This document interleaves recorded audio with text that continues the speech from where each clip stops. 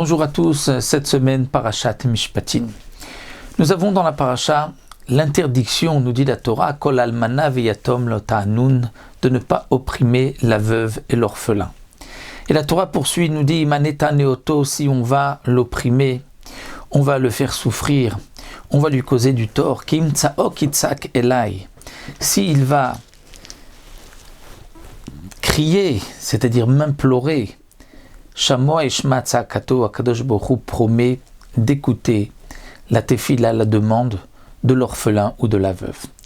On remarquera ce double terme, Kim Tsaok Itzak, c'est-à-dire que si il va crier, mais un double langage, Tsaok Itzak, qu'est-ce que cela signifie?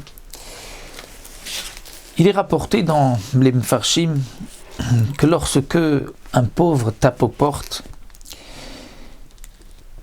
on peut, d'une certaine manière, ne lui donner qu'une petite chose. Comme explique le Rambam, on ne peut pas le renvoyer les mains vides, mais si on lui donne qu'une groguerette, c'est-à-dire une figue sèche, cela est aussi suffisant. On pourrait se poser la question, quelle est la réflexion de quelqu'un à qui un pauvre vient s'adresser à lui et lui demander de l'argent?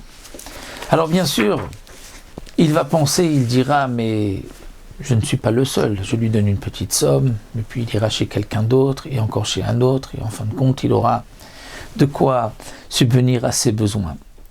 Pour celui qui est particulièrement avare, il dira, mais même si je ne lui donne rien, il ne mourra pas, il y aura toujours quelqu'un qui aura pitié de lui.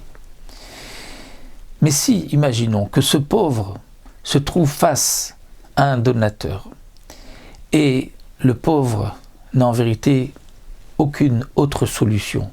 Ce n'est que la personne qui est en face de lui, ce bienfaiteur qui pourrait lui donner un peu de pain, quelque chose. Et sans lui, il serait perdu.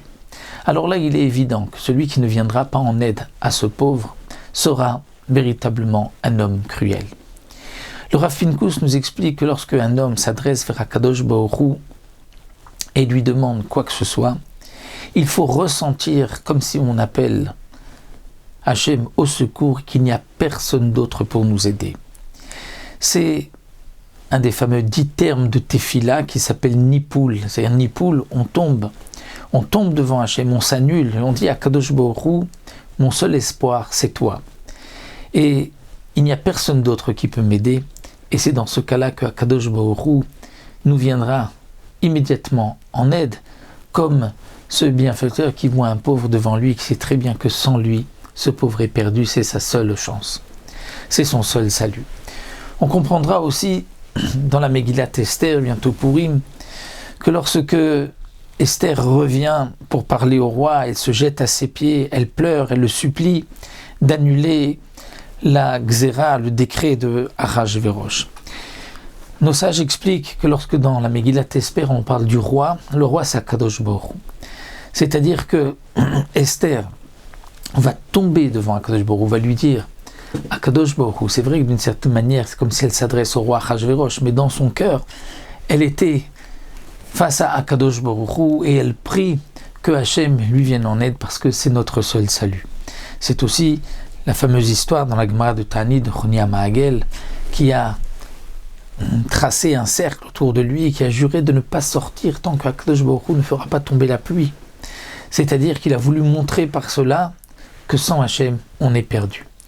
Le Tsaok Itzak, qui est marqué à propos de la veuve et de l'orphelin, c'est justement cette insistance.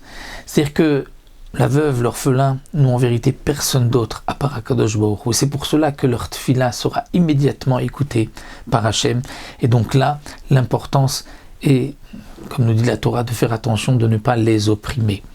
Et c'est ce que donc nous voulons apprendre de ce double cri Tsaok Itzak, c'est-à-dire Hachem, il n'y a que toi, et là immédiatement Akadosh Baruch Hu va écouter leur tefila. C'est aussi ce que David Amelech avait dit, qui a vivimi azavounis, et mon père et ma mère m'ont laissé, Hachem yasfeni, mais Akadosh Baruch Hu me recueillera.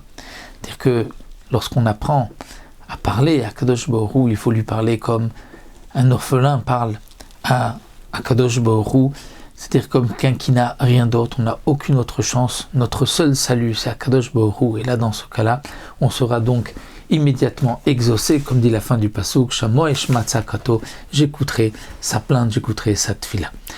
Shabbat shalom, au revoir.